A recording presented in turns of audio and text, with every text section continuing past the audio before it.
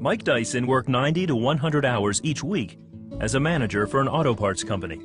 I worked all those hours, in essence, almost like a slave. I mean, it's really what I was. And if you start computing what you're making per hour, it was next to nothing. I'd get as many as 300 to 500 emails a day. I mean, you're like a sinking ship. You just can't ever really catch up.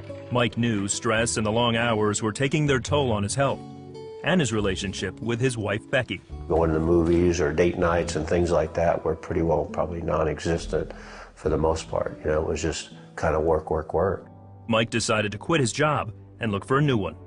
He took one with less stress, but also less money. My wife and I were watching the 700 Club. It was really my wife that brought up, said, we should sow into that ministry. And at the time, like I said, we were living paycheck to paycheck. We called in and made that $20 a month pledge and commitment. That same year, God told them to buy into a fitness center franchise. We really sought God. We did some fasting and got quiet and really tried to seek what God wanted us to do. We felt this was the thing for us. The business took off and exceeded all expectations in its first 6 months.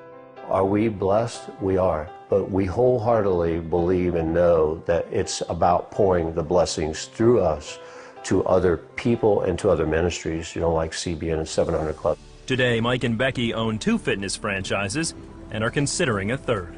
But when we started tithing to CBN, that atmosphere changed in our lives. And to see where we were and where we are now, it's only God could do that.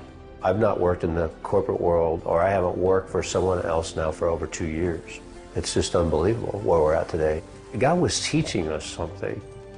We stepped into that law of reciprocity, and I think God was teaching again. It goes back to the trust level, and that He is a trustworthy God. He's trustworthy.